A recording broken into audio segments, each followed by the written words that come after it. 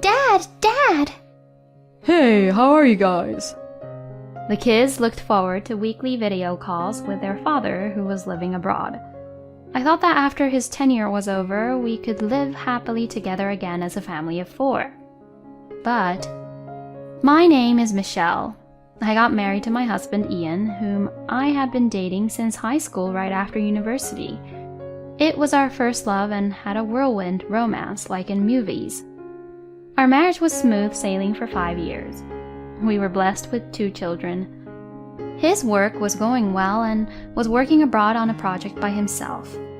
Raising 2 boys alone was a challenge, but being a full-time housewife with the help of my parents, I was getting by. It was a weekly video call with Ian that night. The kids were excited to be able to talk with him. By the scheduled time, I, the kids, and even my parents gathered in front of the computer. It was like a big family event. To be honest, I was longing to speak to him alone about my struggles and our future plans, which I couldn't let the kids hear.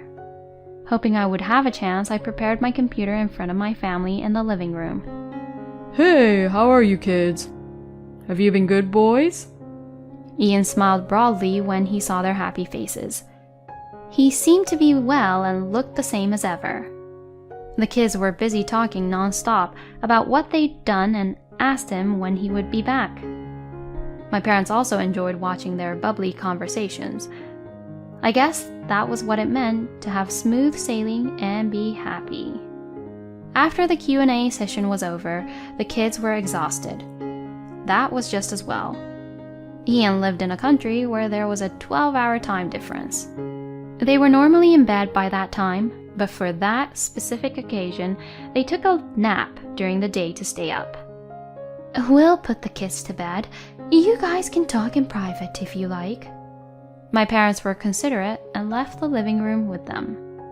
I appreciated them for doing more than I could expect. We talked for half an hour about the kids' growth and future plans. And Jack finally managed to swim 25 yards the other day. He just wants to swim every day now. And Dean's doing very well in school and his teacher praised him. I'm looking forward to their future. Lately, I've been thinking, thanks to your work, we have a good life. But when I think about them growing up fast, I want them to have a little more time with you during this sensitive period. Of course, I know it's difficult. I understand, but these couple of years are very important for my career. If the project succeeds soon, it will be easier for me to come back. I'll be able to spend more time with you guys then. Let's be strong for them. He encouraged me. After that, I gossiped a bit about mommy friends and asked him about his plan for the day. Soon I reached the limit of sleepiness. My parents, who had put the kids to bed and returned to the living room, also looked tired. I'm sorry, I'm exhausted now. I have an early start tomorrow, so I'm going to bed. I thought I had hung up the video call. My brain must have shut down already because I turned off only the camera and the speaker, and the call itself was still connected.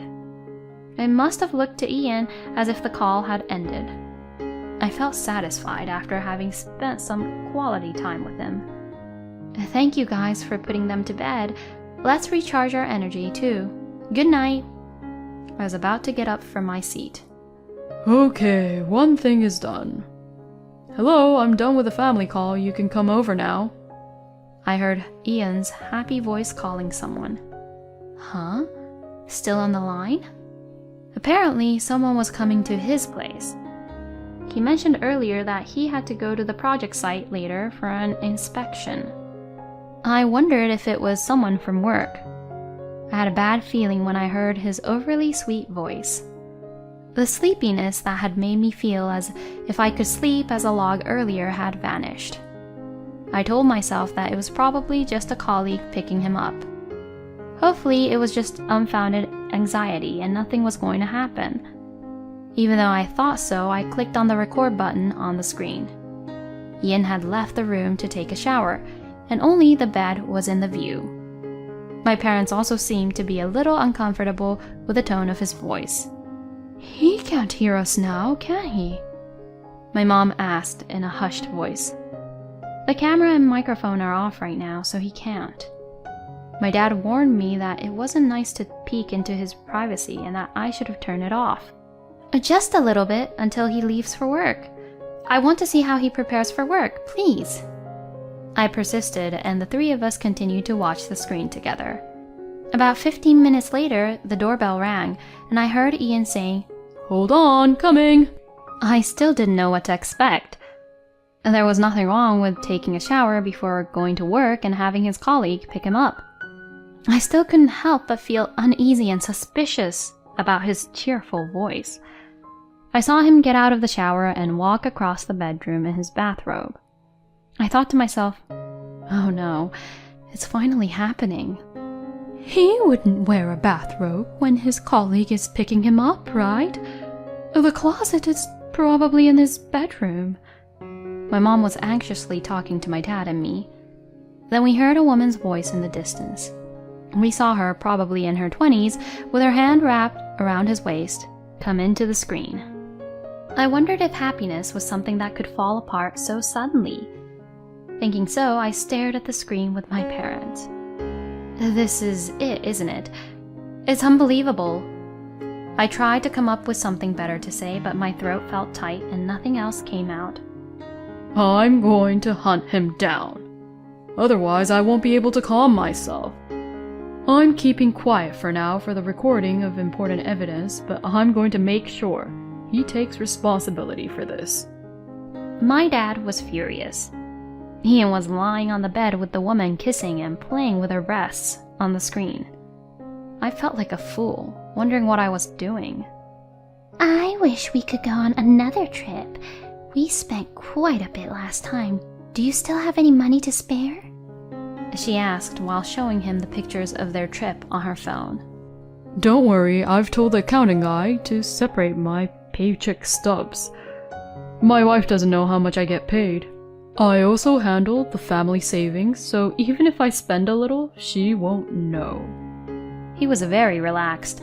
While I was raising the kids here, he was enjoying a trip with his mistress. Moreover, as far as I heard, they went to a place I had repeatedly told him that I wanted to go. And then, sure enough, they started doing the deed. I felt nauseated, but my parents and I watched them on the screen with blank expressions. My dad said, You don't have to watch all this. Go to bed now. It's harmful to your eyes. I'll have to see it as evidence later anyway, so let me just get it over with. I put on a brave face and replied nonchalantly. After they were done, and just as the mistress was about to leave, I quietly turned off the computer. It was already 3 a.m. We all must have been overwhelmed by mixed feelings, and I could see that my parents were exhausted. Guys, let's go to bed for now. We went back to our respective bedrooms, but I could not sleep at all. My body was too tired to move, but my brain was in a state of shock. My heart was beating 100 miles an hour. A sense of loss, a sense of despair, and an indescribable sense of closure overwhelmed me. I thought about what to do.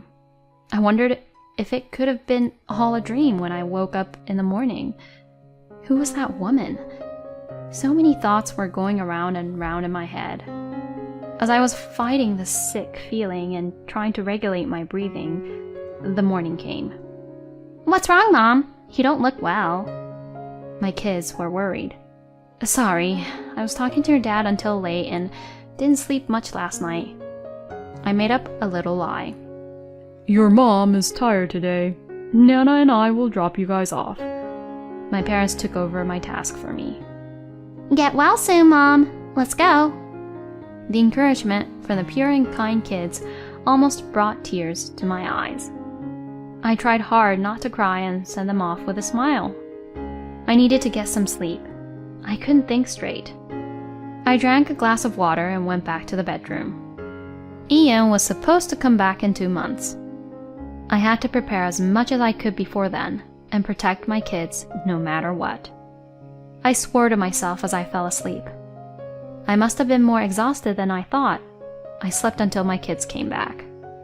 Mom, wake up! Grandpa wanted takeout today, so we got a pizza.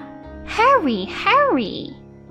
Jack woke me up, and I staggered into the dining room. "Mommy, are you okay?" Dean looked at me worried. "Yes, I'm okay, thank you. I'm feeling much better seeing you boys. Did you have fun today?" I tickle them, pretending to be cheerful. "Stop it! No!" They were relieved to see me looking joyful. Seeing them happily play around, my parents also looked a little relieved. You can't fight a war on an empty stomach. As I ate my pizza, I thought about the future.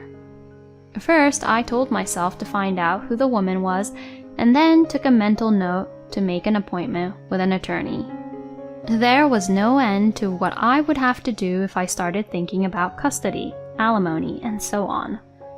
For the time being, I thought it would be best to consult an attorney. I didn't want to spread the rumors by consulting my friends. Fortunately, I was a housewife and had time during the day. After dinner, I put the kids to bed and called my parents into the living room. About yesterday, there's no point in dwelling on it. If I didn't have kids, I would have procrastinated. Strangely enough, when I thought about them, I became calm. "I need your help." Then, without a pause, my dad said, Of course. While you were sleeping, I called an attorney I used to know. I know him from when one of my friends was cheated on by his wife, he said proudly. I was very grateful, but I knew it was nothing to be proud of. I turned to look at my mom. "I will help you as much as I can. I trusted Ian so much, but he betrayed us. I wouldn't be satisfied if I didn't do anything." She readily agreed. I wasn't sure what she was planning, but she seemed to be enjoying the situation. I made an appointment with the attorney this weekend. Can you be there? My dad asked about my schedule, and my mom said, "Don't worry, I'll watch the kids." The next day, we started rolling. We had 2 months until Ian's visit. We wanted to settle everything before then. First, I checked all the SNS. It was surprisingly easy to find out about his mistress. She worked for the same company as him. She was a secretary at an overseas branch. I went to his company and explained the situation to his local boss to get his help. His boss was at first puzzled, but as soon as I showed him the video of the infidelity, he held his head in his hands. I am very sorry. I will share the situation with my supervisor and take the appropriate action. Next, we discussed filing for divorce, alimony, and the necessary information with the attorney. The video evidence of his infidelity alone was conclusive, and I also had a copy of the bank statement and contact information of the mistress. It was almost perfect, so I was told not to worry. Of course, I had to report it to my parents-in-law. At first, they denied the accusation and said I was making it up to get alimony. But as soon as I showed them the video, they fell quiet and apologized to me frantically. We are so sorry. We will do everything we can to help you. The most painful part was explaining the situation to my kids. I honestly didn't know what to tell them. If I lied and told them that he couldn't come home for a long time because of work, they would grow up looking forward to visiting him without question. I didn't want to do that. I made up my mind and told them. Your dad lied to me in a very unforgivable way. I'm very hurt. I can't live with him anymore when he comes back. I'm sure you guys will miss him, but will you come and stay with me? They didn't seem to understand the gravity of the situation yet, but they said they wanted to be with me. I couldn't help but cry. I'm sorry. I'm very sorry. Then came the day Ian returned. I told him that I had reserved a private room at a restaurant to welcome him home with the family. I waited for him with my parents, my in-laws, and his boss. As soon as he arrived at the restaurant, Is there anything you need to tell us? my father-in-law asked him, managing to suppress his anger. What's going on? Boss! All of you! What's this all about? He was flabbergasted by the situation. There's no point in keeping a secret. All I need is your signature. I slammed the divorce papers, alimony charge, and a letter of termination from his company. He was stunned and frozen. and my in-laws started yelling at him. I told him to speak to my attorney and left the restaurant with my parents. After that, I want to start over with you. It was wrong. I love only you with all my heart. his forgive me messages rolled in non-stop, so I told him to go through my attorney and blocked him. He staked out in front of my house a few times and tried to clear the path through my parents. He intentionally bumped into them and spoke to them in a strangely friendly manner.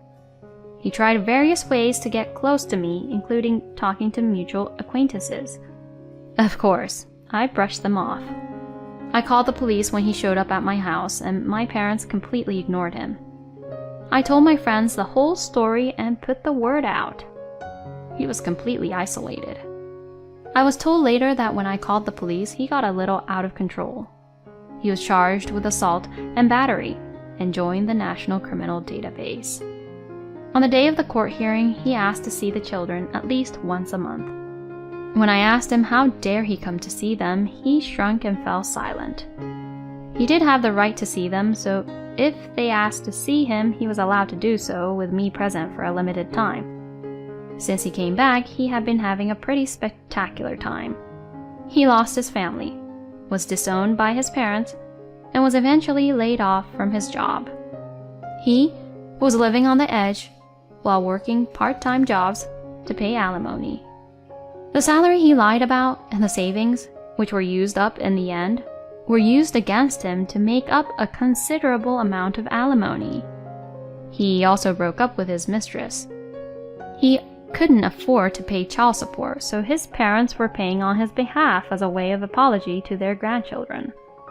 He was seeing the kids in the beginning, but as they got to the age when they understood what had happened, the less often they asked to see him. From the day I found out about his affair to the day of divorce passed like a storm. It's a funny story now.